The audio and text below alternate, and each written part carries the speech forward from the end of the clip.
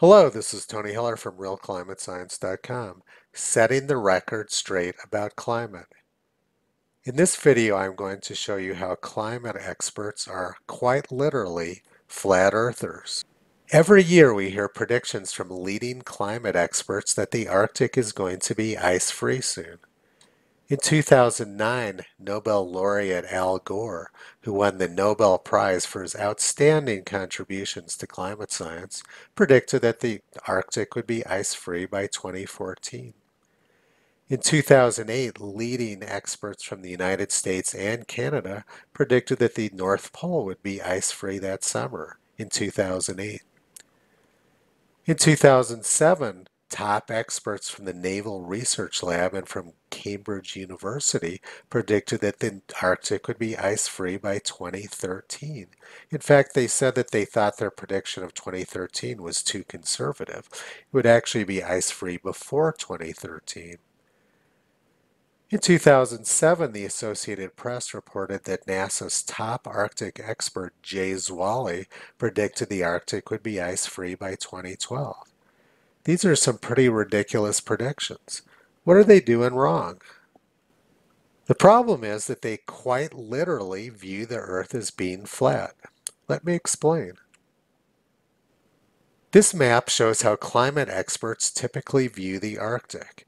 It's a projection looking straight down on the North Pole, and the way it's drawn now shows how the ice typically looks in August.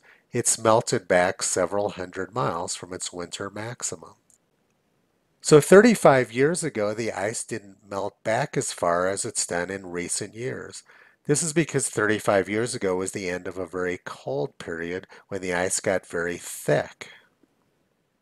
So the way the climate experts look at it is, the Arctic is melting back further in the summer now than it did 35 years ago, and this must be due to man-made carbon dioxide.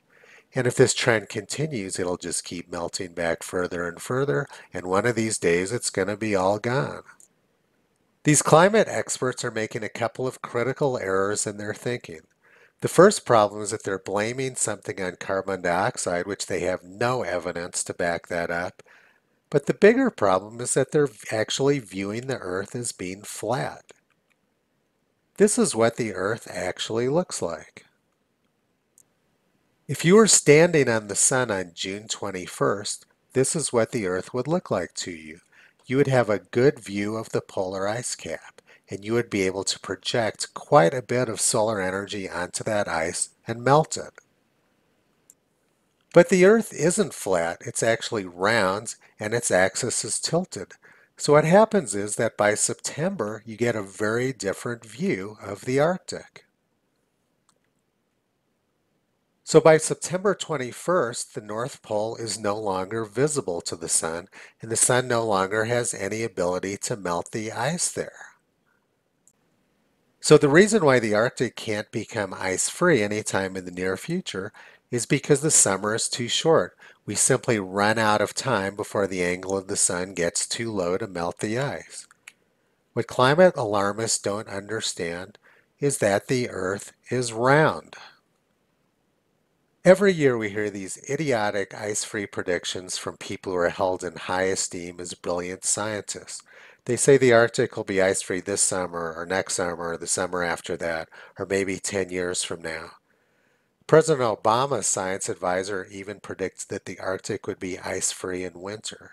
Just utter nonsense. The people behind the climate scam like to accuse skeptics of being flat earthers. But the reality is that they are the flat earthers.